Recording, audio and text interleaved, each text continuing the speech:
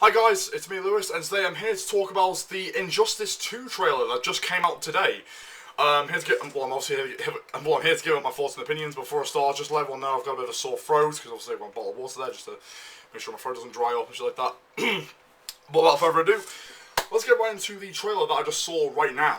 I'm actually quite interested in playing Injustice 2, because playing Injustice 1 back on the 360, I fucking loved it. The only problem I had was the net coding on that game was just fucking horrible on the 360. I think the PS3 had some issues with that as well, not 100% positive, but Injustice Gods Among Us was possibly one of the best DC fighting games I have played in history. And of course, it's being made by none other than NetherRealm Studios, the same guys who made Mortal Kombat. As you may have heard from years ago, obviously Warner Bros. Bought out the rights to Mortal Kombat for, I think, $38 billion. However, this game, well, I want to say gameplay, but pretty much the CG trailer was showing off Superman, Batman, The Flash, Aquaman, and Supergirl. I'm not joking. Supergirl is in Injustice 2. But she could be a clone character to Superman, but possibly a bit more faster. I mean, who knows? But anyway, what I saw in the CG trailer here, it's actually showing us what the gameplay is going to be like with this one particular mechanic. You can activate like this plate of armor that just like automatically just attaches to them. No joke. I saw every character in that trailer from Superman to Batman, Aquaman, Flash, and Supergirl. They all had like this fucking plated armor that they just activated on them. And there was this one thing that I liked the most in this trailer is that Batman was wearing like this metal black armor that he was wearing, and it was like a mixture of the Arkham Knight and Batman Beyond. I was like, that looks fucking badass, by the way.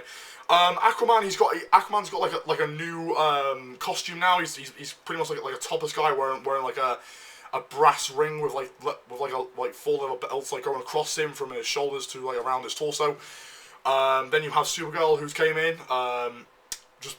She just activated a plate of armor. She didn't really do that much. She just pretty much, I think she speared Flash. I can't believe it right now because I've just watched the trailer just now and I'm just trying to get all my thoughts and opinions about what I've recently just saw. But what I can see right now, I'm picturing this in my head with the activation part of the plates of armor. What I'm picturing right now is that you know when you play Killer Instinct on the Xbox One, you know when you activate when you activate Instinct, right? And your character, take Jago for example. You know when his tattoo glows and he starts like firing like 2 Endokukens twice at the same time.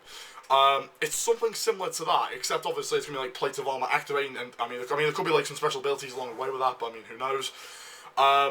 Now, what are they going to keep in Injustice 2 that was in Injustice 1? Well, kind of obvious. The stage interactions where you actually kick your opponent to a different part of the stage, and also the environment interactions. For example, obviously picking up cars and obviously slamming them on your opponents, picking up brick walls and just hitting them with your opponents. You know, shit like that. They're going to be keeping that stuff in Injustice 2, which obviously is pretty cool. Just hoping to God that because I can see why a lot of people didn't like the first game, because pretty much every person that you went against online, if you actually managed to get into a match on the first game, was that there was this fucking thing that annoyed me the most, is that people used projectiles all the fucking time, and that annoyed me so much. That's what caused me to rage quit online, and I hope to God that NetherRealms saw that and thought, okay, let's go back and let's try and rebalance the characters again. And speaking of characters, from what I've heard from this recent rumor, is that NetherRealms is going to be adding more Batman villains in Injustice 2. And I'm probably guessing that they're going to bring in Killer Croc, Two-Face, Poison Ivy, the Riddler, maybe. I mean, Killer Croc is one of my second favourite Batman villains of all time. The Joker is the Joker is one of my all-time and my number one favourite Batman villains ever. And obviously Deathstroke, one of my second favourite DC villains of all time. What is it? Sorry about that. What is it? There is this one particular character I think we're all familiar with, Hawkgirl. To be honest with you, no one really gave a fuck about Hawkgirl. No one really played as that character to begin with, because, to be honest with you, she wasn't really that, likeable to begin with. No one, to be honest with you, not that many people really give a shit about Hawkgirl anyway. So I would suggest replace her with, obviously, Starfire, because Starfire is more of a likeable character than fucking Hawkgirl, to be honest with you. And to be honest with you, I do want to see Static Shock, Killer Croc, of course, Starfire, obviously, which I've just mentioned just a second ago. What else? What other characters can you bring in? Oh yeah, I've just remembered just now. Since Warner Brothers not only owns the DC Comics, they own the Wildcat comics, the Spawn comics, and the Gen 13 comics. So they can bring in multiple different characters from different, comic book universes and put them into Injustice 2. Well, NetherRealms can do that, obviously, because they're the ones who developed the game, not Warner Brothers. So yeah, they can bring in Spawn, they can bring in Grifter from Wildcats. He's got like a similar mask to Deadpool, but he obviously doesn't throw jokes or anything like that. He's pretty much just a guy who wants to get shit done. Bring in Grunch and Caitlin Fairchild and also Roxanne from the Gen 13 comics. And also Rainmaker. Bring those characters from the Gen 13 comics.